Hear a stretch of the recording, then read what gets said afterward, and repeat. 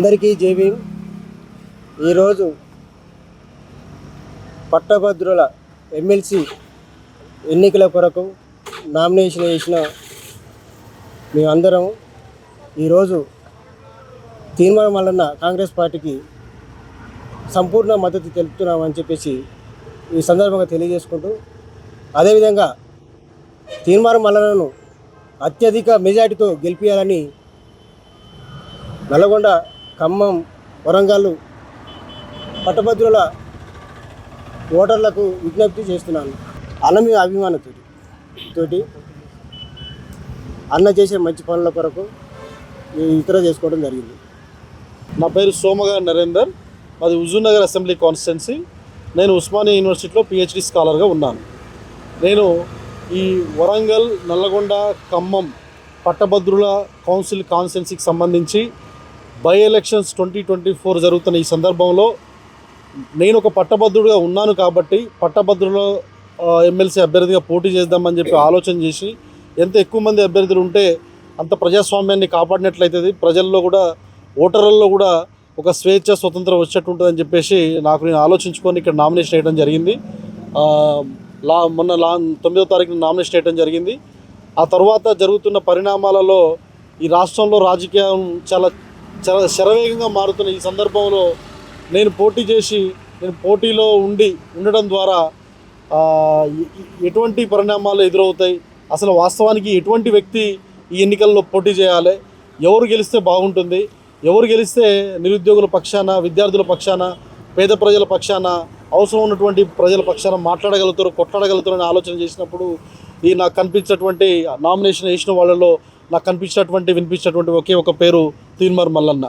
ఆయన గత కొంతకాలంగా ఆయన తనదైన శైలిలో క్యూనిస్ ద్వారా కావచ్చు, ఇతర ప్లాట్ఫామ్స్ ద్వారా కావచ్చు, అనేక ప్రజా సమస్యలను, విద్యార్థుల సమస్యలను, నిరుద్యోగుల సమస్యలను, ప్రభుత్వాలను సైతం లెక్క చేయకుండా గత ప్రభుత్వం బీఆర్ఎస్ ప్రభుత్వం, కేసీఆర్ ప్రభుత్వం ఉక్కుపాదంతో అణిచివేయాలని చూసినప్పటికి కూడా తన టీంతోటి, తన శక్తియుక్తులతోటి, తన సామర్థ్యంతో ప్రజల పక్షాన తన గొంతు వినిపిస్తూనే ఉన్నాడు.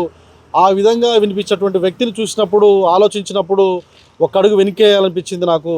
నేను అందుకు విత్డ్రా చేసుకున్నాను.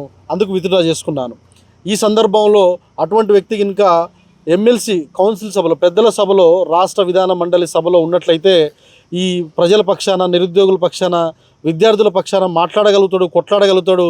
ఇంకో పాయింట్ ఏంటంటే, ఆయన నామినేషన్ వేసిన రోజునే తన కుటుంబం పేరిట ఉన్నటువంటి 1.5 కోట్ల స్థిరాస్తిని ఈ రాష్ట్ర ప్రభుత్వానికి, ఖజానాకి ఆయన ఇవ్వడం జరిగింది.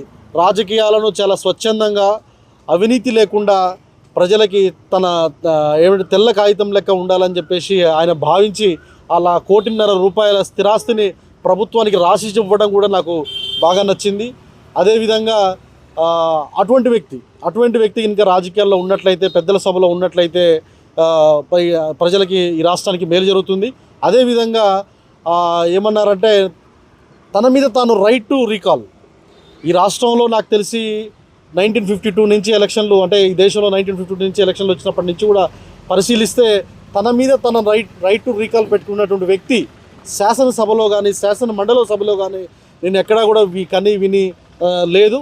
అటువంటి వ్యక్తి ఈరోజు తన మీద తాను కొంతకాలం పనిచేసిన తర్వాత, అంటే ఇక్కడ పట్టభద్రుల ఓటర్లు అతన్ని గెలిపించిన తర్వాత, కొంతకాలం శాసన మండలిలో ఉండి ప్రజల పక్షాన, నిరుద్యోగుల పక్షాన, విద్యార్థుల పక్షాన పోరాడిన తర్వాత తన మీద తానే రైట్ టు రీకాల్ చేస్తా అని చెప్పేసి ఆయన మీడియా ముఖం కూడా చెప్పడం జరిగింది. ఆ విషయం కూడా నాకు బాగా నచ్చింది వ్యక్తిగతంగా. కాబట్టి అటువంటి వ్యక్తి పెద్దల సభలో ఉండాలని చెప్పేసి మనస్ఫూర్తిగా భావించి అతని కోసము విత్డ్రా చేసుకున్నాము, అతని గెలుపు కోసం పనిచేయబోతూ ఉన్నాము.